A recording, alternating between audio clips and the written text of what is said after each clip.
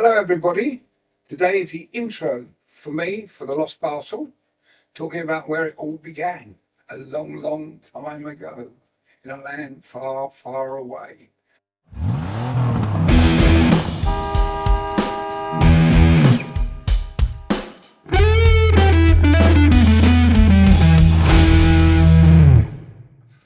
was born in Walton-on-Thames. I grew up in a nice little council house on the edge of a very posh housing estate called Lost Parcel and St George's Hills. We were like a little blight on there. I had a brother and a sister. I went to an all-boys school called Ambleside Boys, where I studied for exams and then never took any. I was too keen to get out to work and try and earn some money. I met my wife. She was just 17. Her birthday was like the day before, and I was just 17 as well. We were going out with each other for a year, and then we got married when we were 18, which was very amusing to all my friends and colleagues, and everyone told me it wouldn't last. But it's now 53 years this year, so it certainly did last. She very kindly gave me 4 children. She never asked me how many children I wanted. She decided that she knew best. I think she said she originally wanted 6. But after having the last one, Bella, she said she couldn't handle any more. So Bella put her off having any more children. We lived, when we first got married, we managed to get a council house in those days. And we lived in a council house in Walton-on-Thames. Then we were able to, after my business selling the shops, I was then able to buy a house in Weybridge, which was very nice. We bought our first little semi. And we lived, and that's where we started our first business when we were in Weybridge, Lightning. That was successful, so we managed to buy a new Charles Church house in Bagshot, which was a lovely detached house, mock Tudor. It was absolutely, well, we thought we were the bee's knees when we moved in there. We had a new Rover car. We thought we'd made it. We thought we were real yuppies. Then, when we started the XTP business, we realised we need to be in the Midlands. So we moved up into a house in Mansetta. It was a new house above this house. It was a bigger house, 5 bedrooms, with a nice river at the bottom, the River Anchor, in about an acre of ground. And we got it for the same price we sold our house in London. And we lived in that house for 36 years. I've only just recently moved out of it. After the 4 children, I've now managed to get 10 grandchildren. The 10 grandchildren keep me very busy. I bought a house in Spain 25 years ago, and all my kids and grandkids all want to be out in the house in Spain in the summer holidays.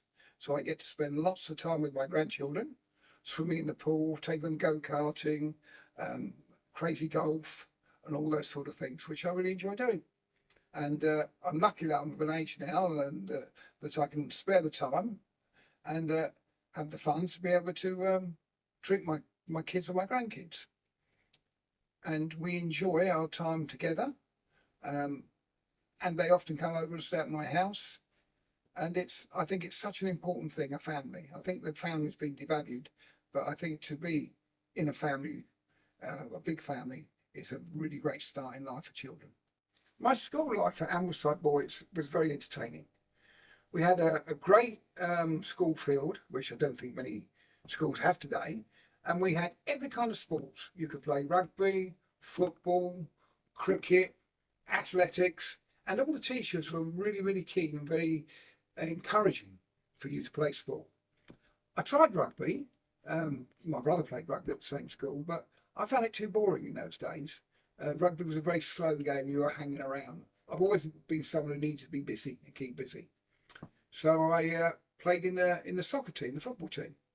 And I did play for the school team in most of the terms. And I also did a bit in athletics. I was never exceptionally good at any sport. I could reach a reasonable level, but was never that fast, never that good at cricket, never that good at swimming. But I enjoyed sport, and I enjoyed anything that got me out of lessons. And the best thing about Fridays was the last 3 periods were sport all afternoon. So I used to love Fridays.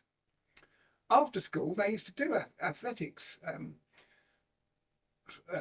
extra lessons, and you could learn. They called it a standard, and you had to work hard to try and reach a standard in every track event, whether it be the 100 yards, the 440, throwing a cricket ball, throwing a javelin. and all those sort of things. And I used to, twice a week after school, go and do the standards, and I ended up getting my standards badge, which was like a wreath of bronze, and then I got the silver one, which I enjoyed doing at school. The other thing we did at school was metalwork and woodwork, and we had lathes, we had welding equipment, we were allowed to change wheels on cars, repairing world exhausts. We learned a lot of useful things in the fourth year at school. We did woodwork, which I never really enjoyed much. I preferred the metalwork, and we had a practical block, as I said, where we had cars and we could change wheels and do things. And I was more interested in using my hands than using my head, I think, really. And I did reasonably well at that. Academics, I wasn't so good, and I used to get into trouble at school because I was easily distracted. And we had a thing called detention, and I was often getting put into detention, and someone would come round with a book into the lesson and say, right, and list all the names of the kids in detention. So when I got to the third year, I managed to get the job as a chap who went round with a detention book, which was great because I could always cross my name out. So I never did detention after becoming a detention monitor. I met some good friends at school. Some, my best friend even today, I met at school, and he now lives in Atlanta in the USA. And I've just come back to his 50th wedding anniversary where I was his best man. And yes, and another guy was in my class was out there, Steve Caswell. And it's good that it was like we hadn't been apart for all these years when we all get together. It's always quite amusing to talk about school life. And being an old boys' school, obviously there's a lot more pranks and tricks we used to get up to. But if you stepped out of line, you got detention. If you stepped out of line again, you got the cane. And no one wanted the cane because it used to hurt. And no matter how big you were or how tough you were, the cane would always bring tears to your eyes. So we used to try and avoid that one as much as possible. Yes, school was great, but I couldn't wait to leave. And even when I was at school, I used to do a milk run before I went to school. It was great. I worked at a place called Mackie's, a farm. And I used to cycle up there at 4:30 in the morning with my bicycle. And I'd load up the milk float with the milkman. And we would do 400 calls. We'd strap my bike to the back of the milk float. And we'd do about 400 calls before we stopped at a cafe. And where he'd buy me a bit of breakfast. I'd unstrap my bike and I'd cycle off to school. And I used to do that 5 days a week. And earn the princely sum of £1.17 and 6, which I suppose is £1.75 today.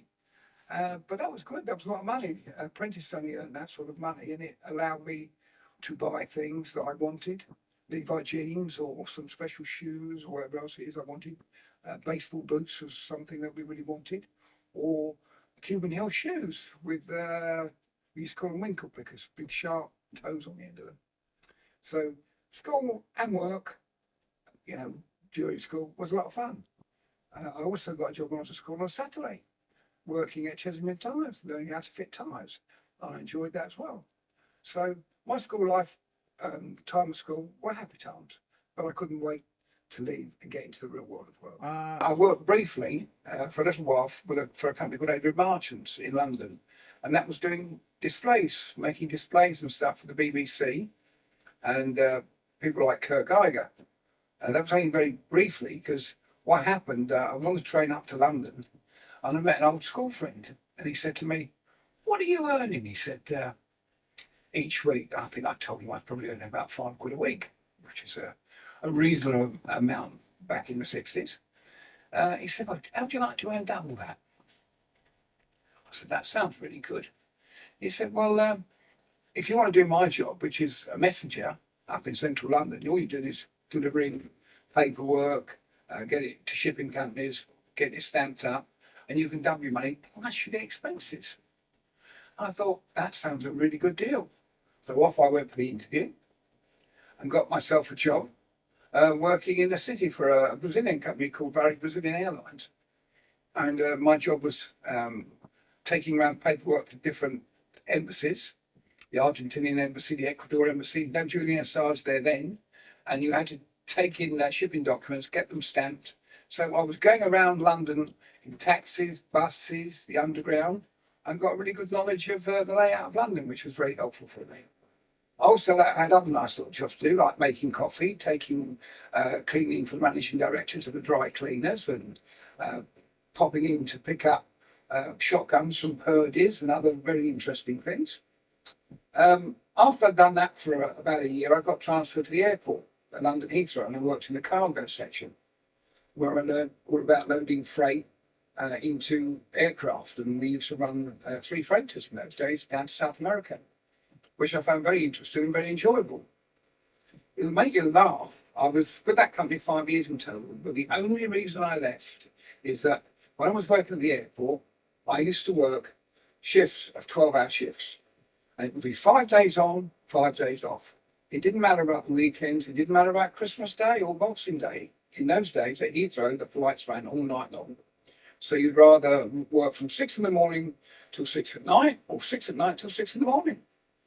And I'd actually already managed to get married quite early on at this time, and money was very important to me because I had an extra mouth to feed.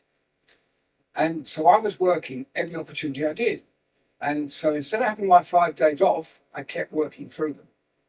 And after the second or third month, I realised that I was paying 58 or 62% in tax. I was only getting to keep 40-something% of what I earned. I thought, I'm not going to keep doing this. I think I'll go and work for myself. After leaving the airport, my brother had been working in fruit and veg shops, a very, very different business to what I'd been in. But it was cash job. A lot of cash was handled there. So I thought, this sounds interesting or good. So we got together and we bought a shop in Fulham. And when we bought it, it was taking £300 a week.